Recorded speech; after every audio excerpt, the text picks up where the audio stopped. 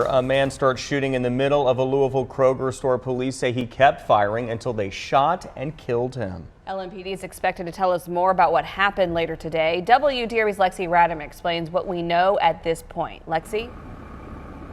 Chris, Valerie, for starters, today there's a sign on the door at this Portland Kroger telling customers they are closed today as they continue to clean up the mess that's left behind. You can even see some crime scene tape. That's just about all that's left, other than some broken glass of the chaotic scene that transpired within minutes here after a man fired a gun inside, then made his way outside the store where police shot and killed him. Got shots fired in the store. 30-year-old black male, 6 foot 230, red hoodie, armed with a handgun. I'm going to change this to an active shooter. We heard about 7-8 shots. LMPD says the calls of an active shooter started coming in around 6 o'clock yesterday evening. Witnesses say it all started with some sort of fight between the shooter and someone else. The shooter was on the ground and the other guy was on top of him and took the knife from him. And then after he got the knife, he stood up and the shooter stood up.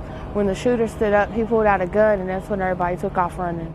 One woman captured video inside the store before she took off running, showing a man in a red hoodie. She says he was the shooter. Scared I was going to get shot. I was just scared. I was trying to hide behind the pops, and I was scared if I ran, he would shoot me. At some point, the shooter made his way outside near the entrance where police were set up. He was firing at our officers. Officers returned fire, striking the shooter, who was pronounced deceased at the scene.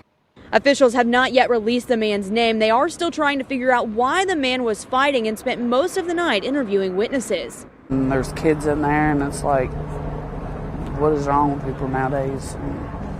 I don't know. I guess they don't think anymore.